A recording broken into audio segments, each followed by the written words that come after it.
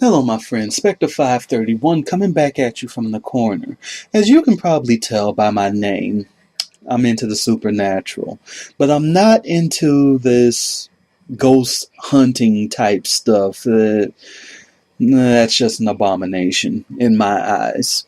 And of course, there's some of you out there that actually like this, and by all means, go for it. I'm not here to poo on your parade, okay? But I have heard a lot of stories as I grew up from people from the older generations and everything, and they weren't senile or anything. And I'm more apt to believe those stories. And my friends, I'm about to tell you a story right now that happened not to my family, but to a neighbor, a good friend of my grandmother's at the time. She told her, well, before I get to that, let me tell you the synopsis of this lady. The first thing is that her husband, that she was married to for a long time, passed away suddenly. And it had been a great amount of time before she started actually dating again. And they had a couple of children before, he passed away. And she ended up with this new boyfriend, and unfortunately, this new boyfriend was actually abusive to these kids. And then she told my grandmother the story. Oh, wait, that husband of mine visited me last night. She said, my grandmother said, okay, wait a minute, I didn't know you got married to him. She's like, no, not him. My husband came back to me. Like, what are you talking about? She said, I was laying there on the couch asleep. Everything was locked and right in the place that they belonged.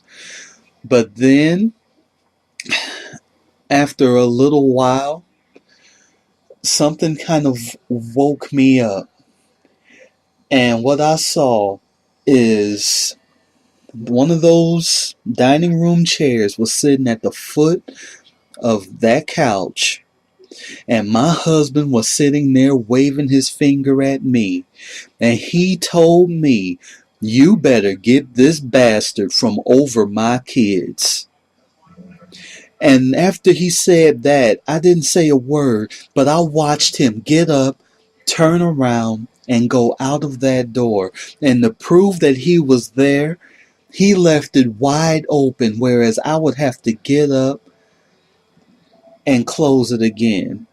And not only that, that damn chair was still sitting right there.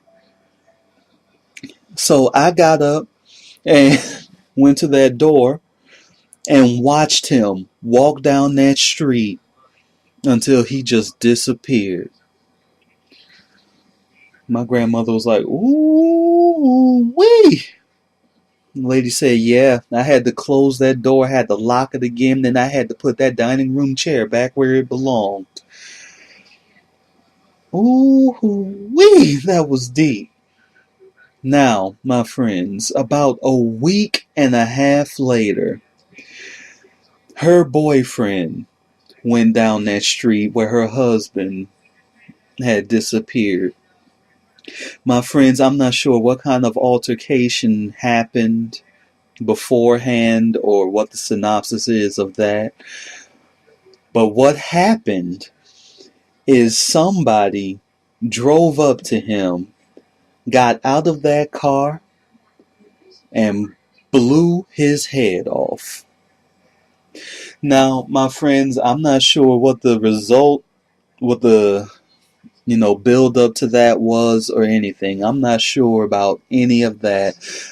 But all I know is that this woman came with the story that her husband told her to get him from over his kids, and not even 2 weeks later, he got murdered in that same spot that her husband disappeared on.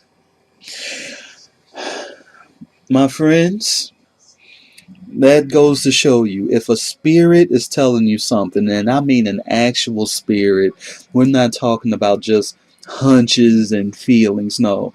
If a spirit is giving you some kind of warning, adhere to it, because there's a reason you're getting it. Take care, my friends. This is Spectre 531. Out.